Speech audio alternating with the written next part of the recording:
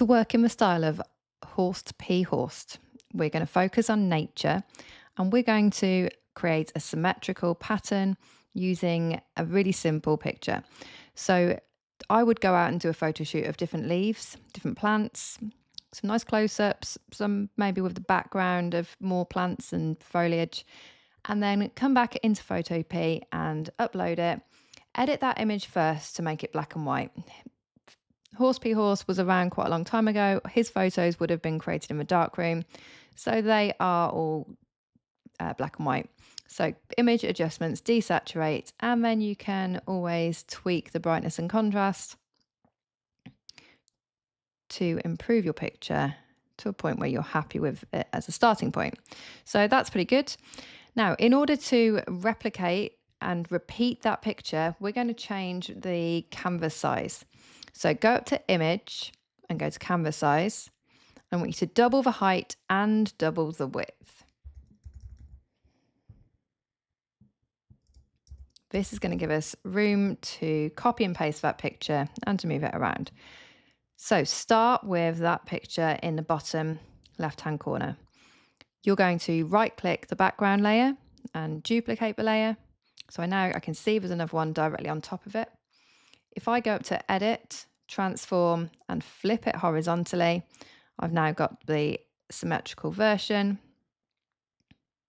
And if I line that up, if I can't get it quite right, I'm just going to tap it down on the arrow key to line it up perfectly. And look how cool that looks. Now, to save doing that 4 times, if you hold down Shift and click both layers and merge those layers,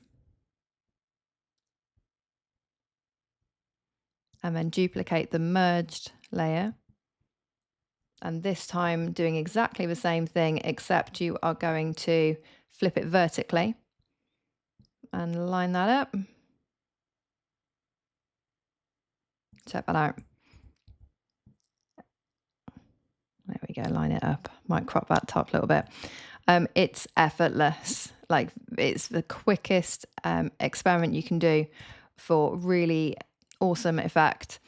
The other thing you can do is to flip things around. And so if I had things a different way around, so let me do it. There we go. So there's version 1.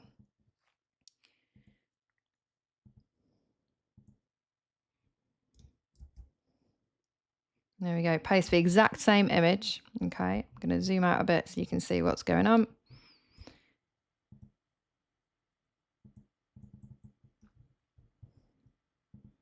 Make it black and white.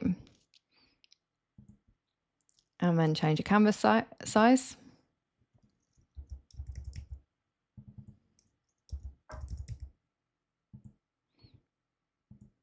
And then instead of starting down here, we can change the whole image by starting on the opposite corner.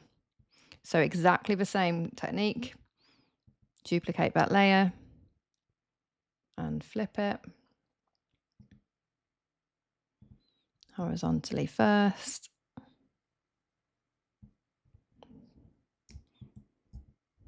Merge those and duplicate.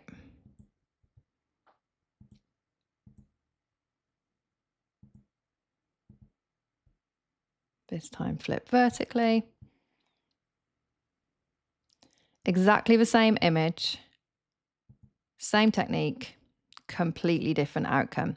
So when we're talking about AO2 at GCSE or A-Level, and we're trying to get experiments from students, this would be such an easy way to explore both of those styles and create 2 different edits using the exact same image. And I've done those in less than a couple of minutes. So from there, I could repeat those patterns further. So I'll show you one more thing that might be useful. So merge both of those layers and then go back to canvas size and double it again.